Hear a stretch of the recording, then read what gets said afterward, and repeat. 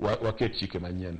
Juma gi kanyo penjo bedo ni to kuom kinde gi duto nyaka kinde masani bende iparo ni riwruok mar jodong Luo osebedo ka timo tije e yo makare mari kaluwore koda weche mag siasa bende koro waneno ni kelo weche mathoth e telo mar riwruogno mar jodong Luo. Oyo jodongo kosebedo ka tiyo tich malong'o to manigo timre nikech girwako weche mag siasa. Ing'en siasa ochal dini, en gima ng'ato donje kod chunye duto, kendo jodong Luo oripo ben en bura mariwo wa duto, katibed tim Azimio, katibed tim UDA, katibed kanisa ma japiny iluongo ni japiny, katibed jakopere, oripo ben en riwruok ma kwadhiye to waweyo gigo duto mwango kaka membership wa mag parties, waweyo gigo mwango kaka membership mag dini, waweyo gigo mwango kaka weche wa mag iluongo nang'o dhoudi mwantie, to wadhi kacha kaka oganda chiel maluo.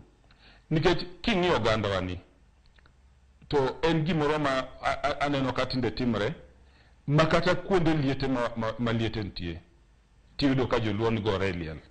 Gik moko ma ka jopiny moko nenowa to kelo mana wich kuot. Kata obed mana neno mana nomination mag parties, kata obed neno election moro matin mitimo, tiyudo ka jowa nyaka ketie lweny maket fujo mang'eny.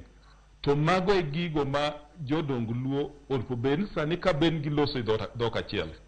Oripo ben ginyalo luongo jotendwa mag josiasa magiket gi piny, magilos kodgi maginyisgi gigo mutimogi ok gin gik mabeyo.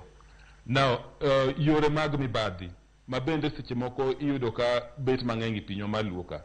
Oripo ben jodong Luo bet piny to siemo wang' jotendo mochung' ni migepe kata mag kaunti go. To ginyiso gin tiniuru dhano kod adier. Wadwaro pesa kobiro tiketo igigo manyalo miyo nyithindo matindo, vijandewa matindo oyud tije, wane ka nderni wa iloso maber, wane ka gik moko yedhe beti osiptandewa, mondo wabed oganda moluor. To kuom sani iyudo ka jodongo luwo pesa. To ka gichako luwo pesa to gidwaro kama ing'en ng'ama toko ni emipako. Koro ng'ato pako kamitoko ne. To mano miyo waka wabedo oganda mwakiare. Ng'ama tine thege jodongo.